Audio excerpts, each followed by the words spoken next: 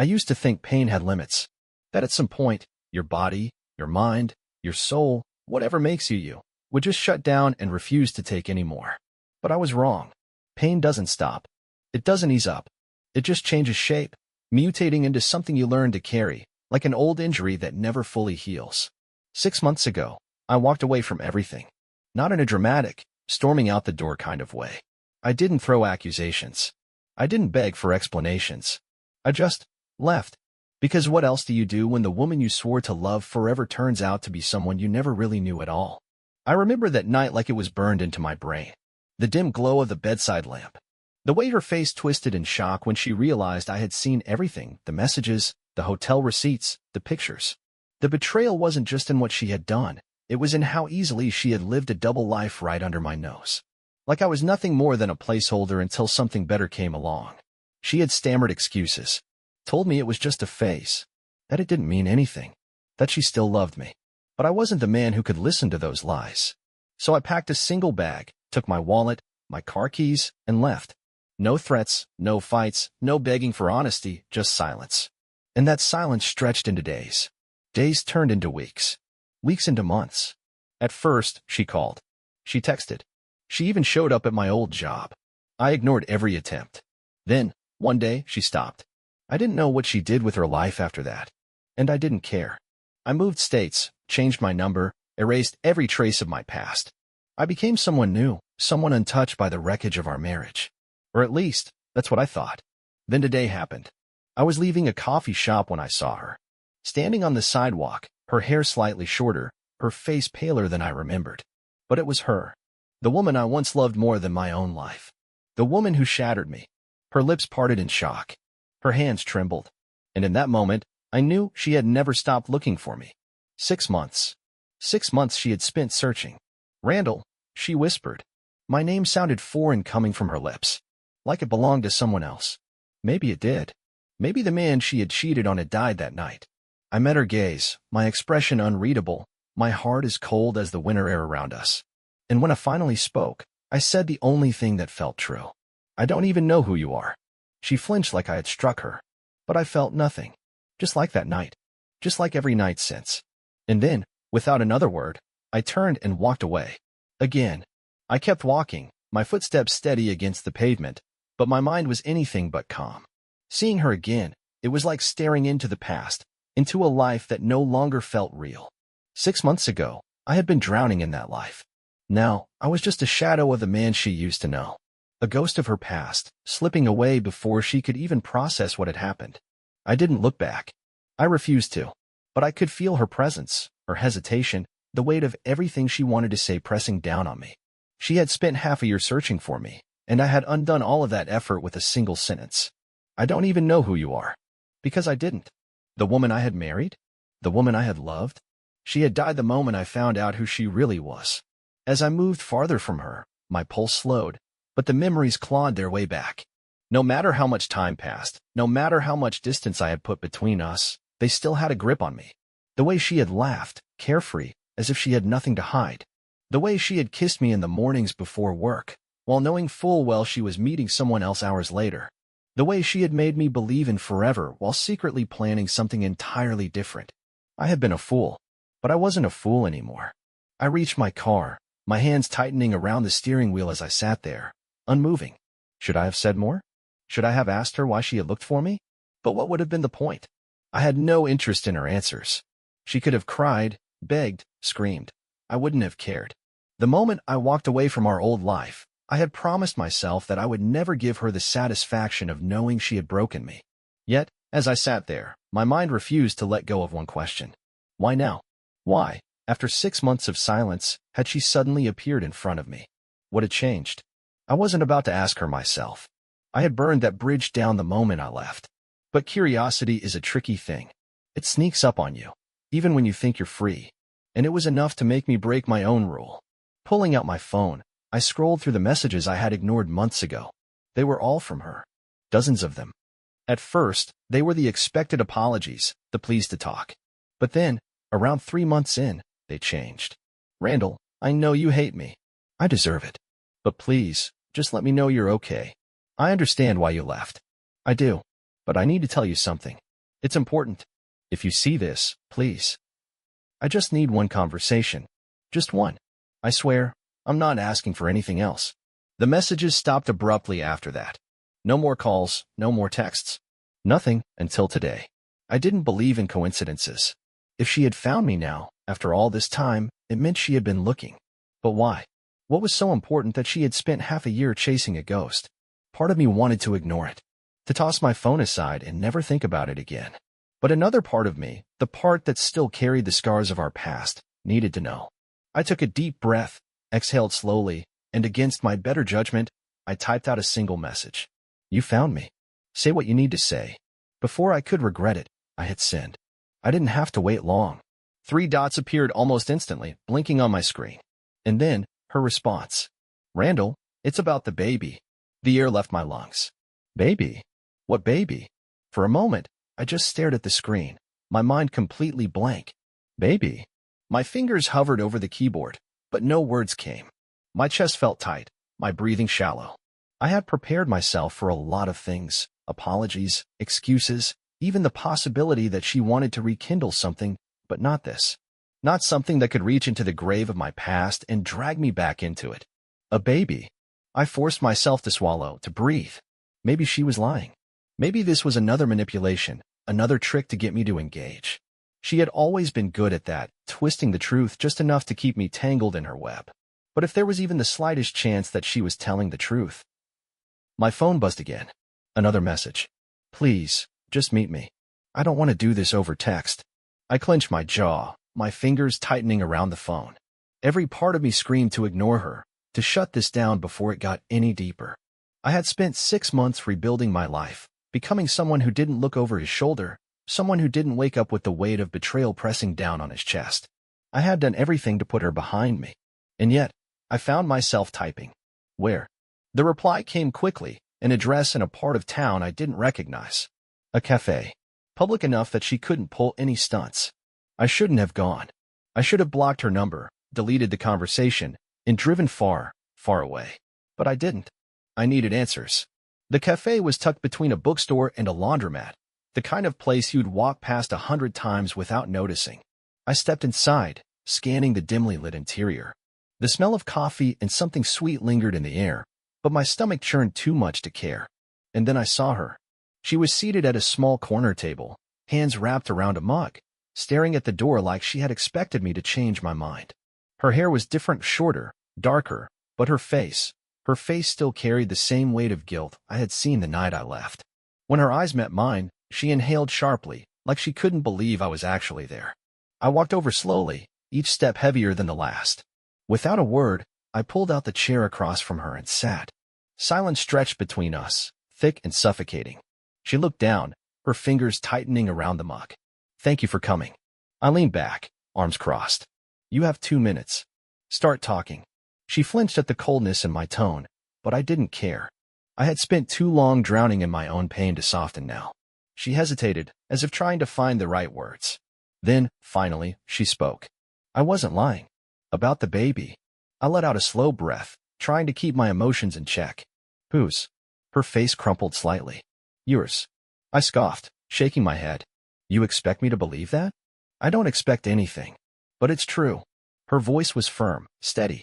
I found out right after you left. I tried to tell you, but, well, you made it pretty clear you didn't want to hear from me. I stared at her, searching for the lie. But she didn't look away. You could be making this up, I said finally, trying to pull me back in. Maybe you're hoping I'll suddenly forgive you and play happy family. She shook her head. I don't want anything from you, Randall. That's not why she stopped, swallowing hard. I just thought you deserved to know. That's all. I studied her carefully. The old me, the one who had loved her, trusted her, would have wanted to believe her. But that man was gone. If this is real, I said slowly, prove it. Her lips pressed together, her hands trembling slightly as she reached into her bag. A moment later, she slid something across the table. A small envelope. I hesitated before picking it up. Inside was a folded piece of paper. And then I saw it. My name. My DNA. My results. 99.9% match. The world tilted. I told you, she whispered. He's yours. I felt like I was sinking. The words on the paper blurred, the letters twisting and shifting as if my own mind refused to process them. 99.9% match. I read it again. And again. My hands felt numb. The cafe around me faded into a dull hum of meaningless noise.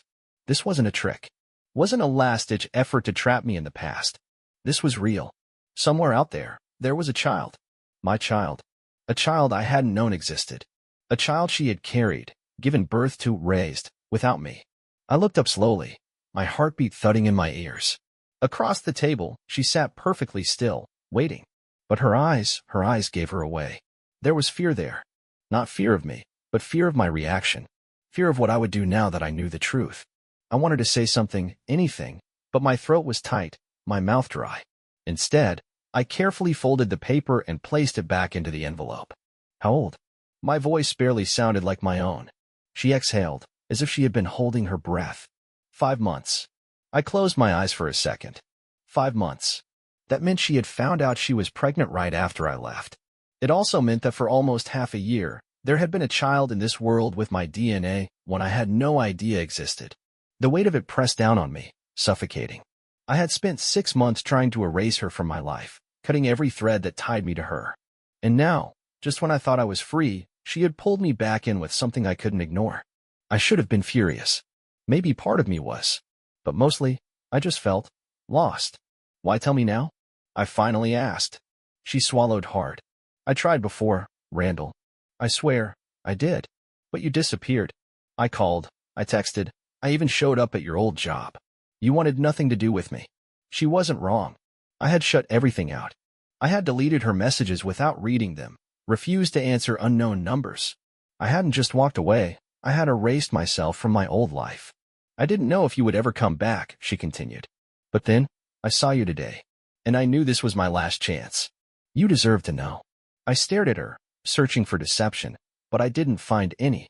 There was no satisfaction in her voice, no manipulation in her eyes. Just exhaustion. So, what now? I asked. She hesitated. That's up to you. I scoffed, leaning back in my chair. Don't put this on me, Celeste. You're the one who kept this from me. You're the one who... I stopped myself before I could say something I'd regret. Her face tightened. You really think I wanted this? You think I wanted to do this alone? She shook her head. I made mistakes, Randall. I made a lot of mistakes. But this wasn't one of them. I would have told you. I tried to tell you. But you left, and I had to live with that. Every single day. I didn't have a response for that. Maybe because part of me knew she was right. I had been so focused on escaping, on leaving behind the wreckage of my marriage, that I had never considered what I was running from. And now, there was a 5-month-old child who had no idea I existed. The weight of it settled deep in my chest. A boy or a girl? I asked quietly. Her lips parted slightly, as if surprised by the question. A boy. A boy. Somewhere out there, my son was living a life I wasn't part of. I swallowed hard, my hands clenching into fists under the table. His name. Her voice wavered slightly. Isaac. Isaac. The name hit me harder than I expected. It was a name we had talked about once, years ago, back when we still dreamed of a future together. Back when I still believed in us. I let out a slow breath, staring down at the table. I don't know what you want from me, I said. She shook her head. I don't want anything. I just needed you to know. Whatever you do with this, it's up to you. For the first time in months, I had no idea what to do. I had spent so long convincing myself that my old life was dead. That she was dead to me. But now, I had a son. And no matter how much I wanted to walk away again, I wasn't sure I could. The sound of the cafe faded, replaced by the pounding in my ears. My son. I had a son. Isaac. A name that once meant hope. A name I had chosen in another lifetime when I believed in love, in marriage, in family. Back then, the idea of fatherhood had been something distant, something we had talked about in quiet moments before falling asleep. And now, it wasn't just an idea. It was real. I ran a hand down my face, inhaling sharply, trying to ground myself. But nothing about this felt real. 6 months of silence, 6 months of erasing my past, and in a matter of minutes, everything I thought I had buried was clawing its way back to the surface. I lifted my gaze to Celeste, studying her. I wanted to hate her. I wanted to throw accusations at her, to tell her that she had no right to keep this from me. But deep down, I knew I had been just as responsible for the silence. I had made it impossible for her to reach me. And now, I was left scrambling to process a truth I could never have prepared for. What do you expect me to do with this? My voice was quieter than I intended, but the weight behind it was heavy. You drop this on me like a bomb and then tell me it's up to me? What does that even mean? Celeste sighed, pushing her hair behind her ear. I mean exactly what I said. I'm not here to force you into anything. I've spent the last 5 months raising him on my own, and I'll keep doing it if I have to. But Randall... She hesitated, her voice breaking slightly. He deserves to know his father exists. A sharp pain twisted in my chest. He deserves to know his father exists. I had spent the last half year pretending she didn't exist. But Isaac, he wasn't part of the betrayal, wasn't part of the pain. He was innocent. You should have told me the moment you knew, I muttered. I tried. She shot back, her voice laced with frustration. Do you have any idea what it felt like? To find out I was pregnant and have no way to tell you? To send messages into a void, hoping maybe, just maybe, you'd read one. She exhaled shakily, looking away. You left, Randall. I didn't have a choice but to move forward without you. I clenched my jaw. She wasn't wrong, but that didn't mean this was fair. And now what? I asked. You just expect me to, what? Jump into this? Be a father to a kid I didn't even know existed? I don't expect anything. She snapped. I don't know what you want me to say. Do you want me to tell you to walk away? To forget about him? I won't do that. You asked why I told you, and I gave you the truth because you deserve to know. Because he deserves the chance to know you if you want to be in his life. I felt like I was suffocating. I had spent so long building a new life for myself, convincing myself that the past was dead. And now it was standing in front of me, handing me a choice I never saw coming. I need time, I said finally. I don't know how to process this right now. Her shoulders sagged slightly, as if she had been expecting that answer. I get it. I scoffed, shaking my head. Do you? Her eyes met mine, steady. Yeah, I do. A silence stretched between us, thick and heavy. I don't even know where you live now, I admitted.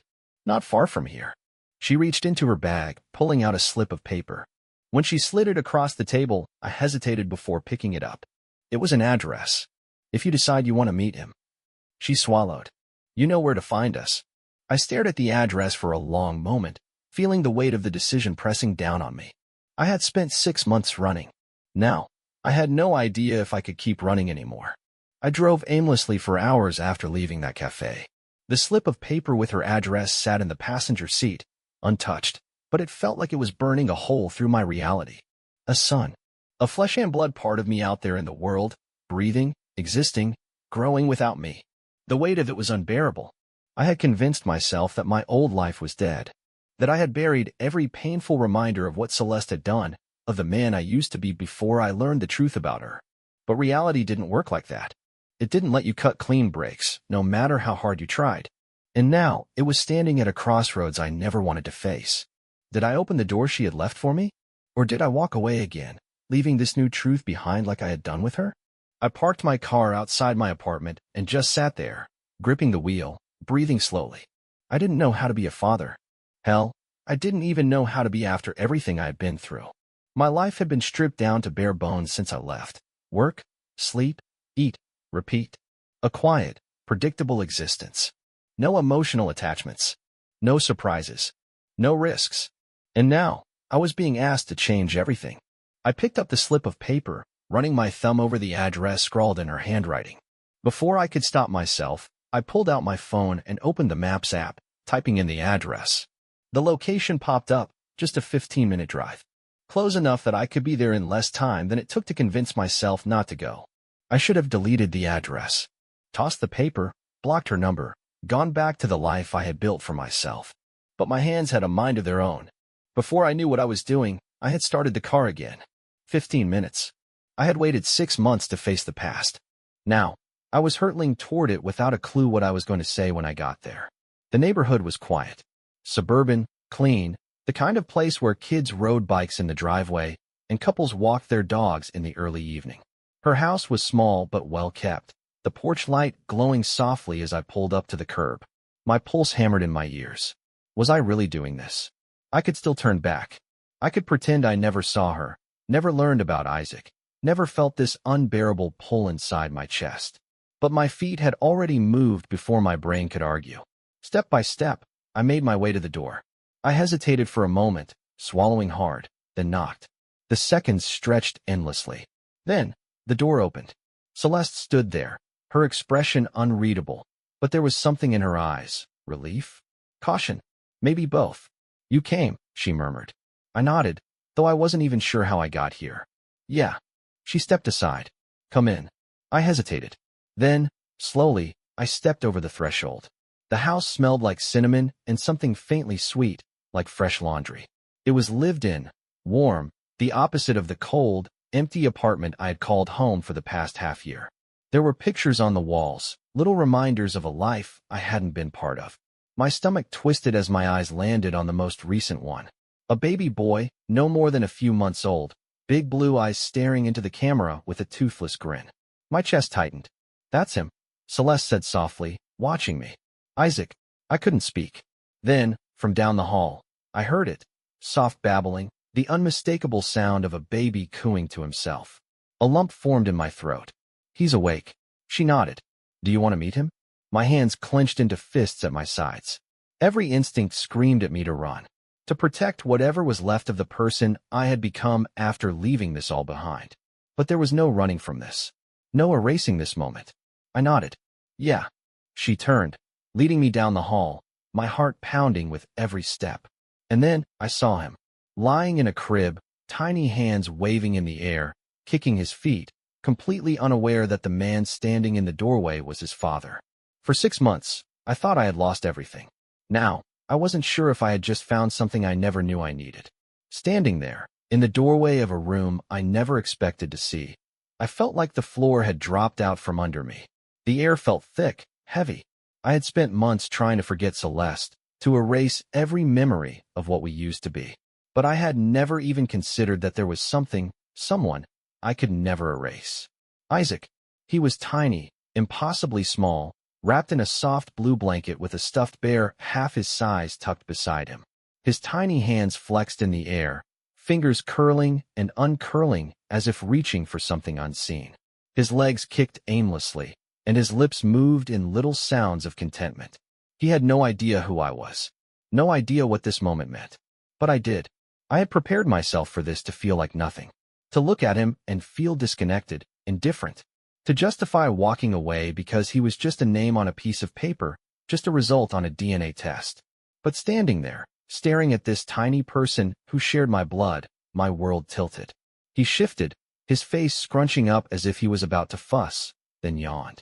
It was such a small thing, so innocent, so simple, but something inside me cracked. I swallowed hard, my throat dry. He's so small. Celeste let out a quiet breath, as if she had been holding it. Yeah, he was born early. Spent some time in the NICU. But he's strong. My chest tightened at those words. I hadn't been there. Not for the long nights. Not for the fear, the hospital visits, the first time she held him. I had missed everything. My hand twitched at my side, unsure of itself. Can I? Celeste nodded, stepping closer to the crib. Go ahead. I reached down slowly, hesitating before touching him. He was so much smaller than I had expected, so fragile. My fingers barely brushed against his tiny hand, and instantly, his fingers wrapped around mine. I sucked in a breath. It was instinctual, automatic, the way he latched on. His grip was impossibly small, but the weight of it was crushing. I had spent months convincing myself I was alone, that the past was dead and buried. But I wasn't alone. I had a son. I stared down at him, completely transfixed, as something unfamiliar and terrifying settled in my chest. He likes you, Celeste said softly. I forced out a breath, my vision blurring for half a second before I blinked it away. He doesn't even know me. Not yet. Her words landed heavier than I expected. Not yet. I should have walked away. I should have let go and left before I got pulled into something I wasn't ready for. But I couldn't. Not with his fingers wrapped around mine. Not with his tiny chest rising and falling in soft, steady breaths. For 6 months, I had been running. For the first time, I didn't know if I could keep running anymore. I pulled my hand back, slowly, carefully. Celeste watched me closely, as if waiting for me to bolt. I took a step back, running a hand over my face. I need time. She nodded, her expression unreadable. I understand. I let out a shaky breath. I don't know what I'm doing here, Celeste. Neither do I, she admitted. But he deserves a chance to know you. Whatever that means, whatever you decide, I don't want you to regret not trying. Regret. The words settled deep in my bones. I had thought leaving her was the hardest thing I'd ever done. But leaving him, leaving this, felt impossible. I nodded once, backing toward the door. I'll call you. Her lips pressed together. Okay. I turned, walking out of the room, out of the house. But when I reached my car, I didn't drive away immediately. I sat there, gripping the steering wheel, staring at my reflection in the windshield. For the first time in months, I wasn't sure who I was anymore. I didn't sleep that night. I lay awake in my apartment, staring at the ceiling, my mind racing through everything that had happened. The cafe. The DNA test. The crib. The moment Isaac's tiny fingers had curled around mine like I was someone he trusted, someone he knew. That moment played in my head over and over again, like my brain refused to let it go. And maybe I didn't want to. Because no matter how much I tried to deny it, no matter how much I wanted to believe I could walk away like I did before, I couldn't. Not this time. By morning, I had made my decision. I didn't text Celeste. I didn't call. I just drove. The roads were quiet, the early morning sun casting a golden hue over the city as I headed back to the one place I never thought I'd return to. Her house. My hands were steady as I knocked on the door, but my heart was a different story. It pounded in my chest as I heard movement inside. The sound of footsteps. The slow creak of the door opening. Celeste stood there, her expression a mix of surprise and something else, something hesitant, like she was afraid to hope. "You're here," she said softly. I nodded. "Yeah, I am." She stepped aside without question, and I walked in, the warmth of the house settling around me like an old memory. It wasn't just her home, it was Isaac's. And if I was really going to do this, if I was really going to try, I had to start here. "He's awake," she said, leading me toward the living room. And there he was, sitting in a baby bouncer, tiny legs kicking as he babbled at a stuffed animal. He didn't notice me at first, too busy with whatever imaginary conversation he was having. But when I stepped closer, his big blue eyes flicked up to mine. And he smiled. It was small, toothless, innocent, but it hit me like a freight train. I let out a slow breath, lowering myself to sit on the floor beside him. "Hey, buddy," I murmured, feeling ridiculous for talking to someone so small. But he just kicked again, his little arms waving excitedly. Celeste sat down nearby, watching us, but she didn't say anything. She didn't need to. I reached out, hesitating just slightly before placing my hand on his tiny belly. He cooed, grabbing at my fingers again like he had the night before. Something inside me shifted. This wasn't about Celeste anymore. This wasn't about the past, about what she had done, about all the pain we had caused each other. This was about him. About the life that had been created out of all that wreckage. About the chance to be something I never thought I'd be, a father. "I don't know what I'm doing," I admitted. Celeste exhaled a quiet laugh. "Neither do I." I looked at Isaac, who was still holding on to my fingers like I was someone who mattered. Someone he trusted. And maybe, just maybe, I could be. I met Celeste's eyes, my voice steady for the first time in months. "I want to try." She nodded, and for the first time since this entire mess started, I felt something I hadn't felt in a long time. Hope.